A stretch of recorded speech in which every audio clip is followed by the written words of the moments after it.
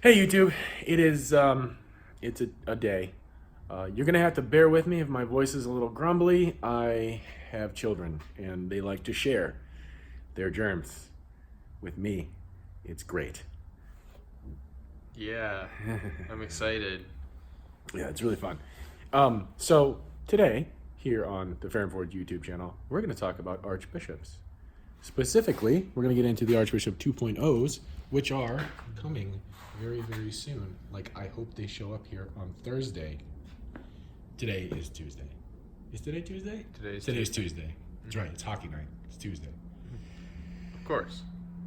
So, we're going to start this thing off by talking about the original Archbishop, where it came from, and where it's gone.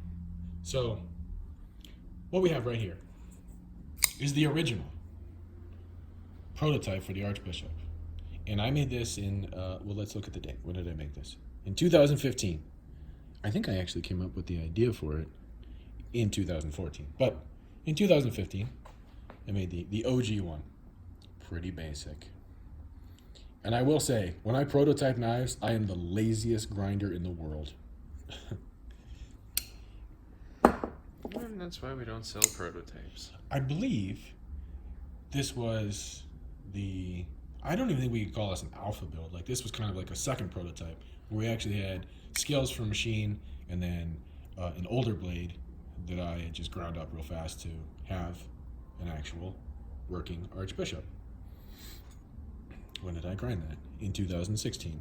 And it's Z finite, apparently. You love to just whatever's around. That's how you do it, right? And so this is actually a fully functional Archbishop, Christopher's. I think this was an alpha build. Yes. The first one we built.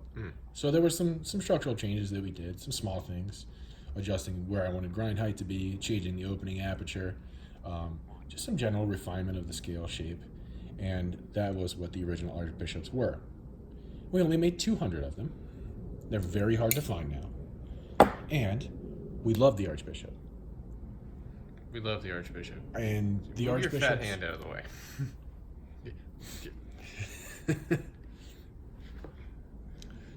Talent, people. You gotta keep them in line. What? So, in redoing the Archbishop, creating the Archbishop 2.0 at a way lower price point, I really didn't change all that much. Let's take one of the more basic looking ones. And then we'll kind of put them right next to each other. So you can really see I didn't really change all of that much. Nice clean blade on that one. These are our production samples, and Chris and I have carried every single one of them. Yep. And done all kinds of stuff and things with them. So a little bit of slimming in the handle, a little bit of change to the blade shape, not much. Added some jimping. Jimps. Some jimps. We have a backspacer. That's right, I did backspacers on these. I always forget that. Yep, these ones have backspacers. They have thinner blades in the originals. Just ever so slightly. And let's not forget, these have M390 blades. Oh, that's right. So the Fortis 2.0s had S35VN, but we wanted to step it up a notch. So we did M390. Yep. It is one of our favorite steels for knives. It's the exact same thing. Okay, it is almost the exact same thing as 20CV or 204P. They're really, really, really close. So that scale type is we're calling that open space. I wonder why. I wonder why. I'm a very creative namer. I don't know if you realize that. At least it's not another S name. Yeah. So many S names. So that's gonna be at Blade HQ. That'll be a Blade HQ. I haven't done a faux bolster with a diamond pattern on it in a while. It's been years. Since the NTAC. It's been years. So I brought it back. I think it looks really good on this knife. It does look good on this knife. The diamonds. The diamonds. And the colors that you're seeing here, blue, stonewash, and bronze, yeah, that's what they're going to be available in. This was the new chevrons pattern. Here's the old chevrons. There you go. Christopher actually requested that I do another chevron pattern, and since the cost of machining is a lot lower at We Knife than it is at my machine shop, I was able to do some fun see-through stuff with it. I thought that was fun. I don't know if you guys are catching a design theme going on. What? A lot more open space. Kind of then- like the open space. Now this one's the through work. Get your smudgies off of here. Whatever. Good work. And this one is a Blade HQ exclusive, so you will only be able to get the through work through them. I like what you did with that one, brother. It's tough for me to pick a favorite. I really like the through work. I really like the diamonds. I really like the chevrons. I really like the contour. Oh yeah, we're not doing any flat slab. Didn't do any slab this time. I figured, you know what? I have the opportunity to do contouring, so let's do contours. So we made this guy contoured. Full contour. There are going to be left-handed versions. That's right. Lefties. We don't forget about you. We don't hate you. No, we don't. As a matter of fact, we've been making left-handed knives since like 2015. Yeah, it's been a while. It does become challenging though when we go into production because there are quantities, minimum quantities that usually have to be met, and so it can be hard when you have to order like a whole bunch of lefties and you've never sold that many lefty knives in your entire career. It can be scary. So what's going on with this one? This is going to be the Ferrum Forge Knifeworks exclusive one of these. So the only way to get these is going to be through us. I just wanted to do a contour, and I like the way that We Knife handles their carbon fiber and the way that they do their carbon fiber inlay work. So I just went for a little carbon fiber inlay. These are going to come in bronze and blue, and they'll be available on our website direct. Because I figured, why not? Because why not? Because why not? Well, I also want to test the market too. And I'll go ahead and test the market with my own monies. I've carried this one a bit.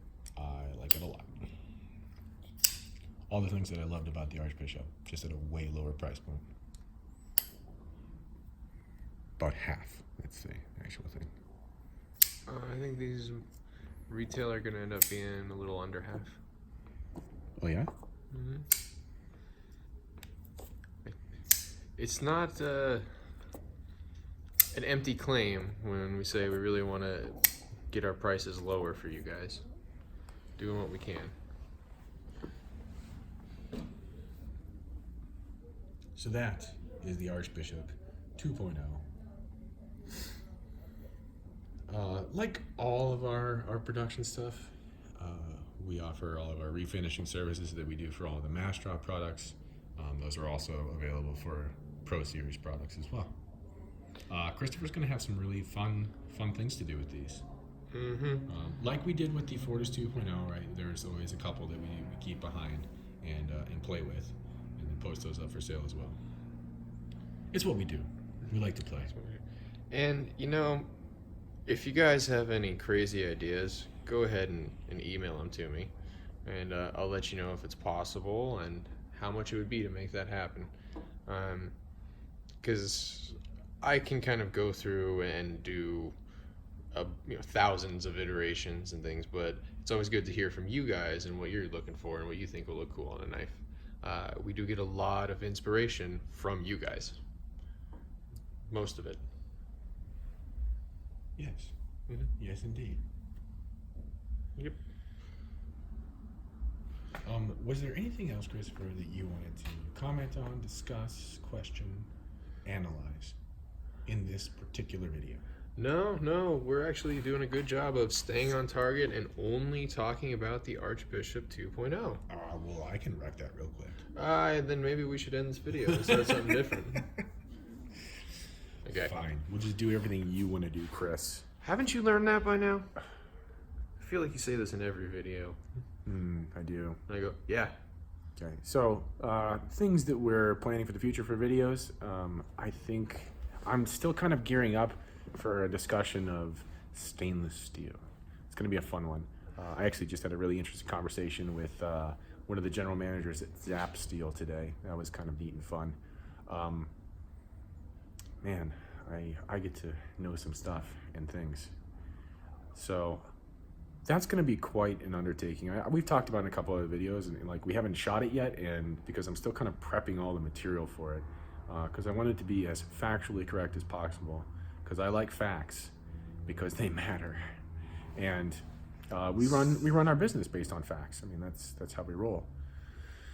What? What? Data? What? Get out of here. It's crazy.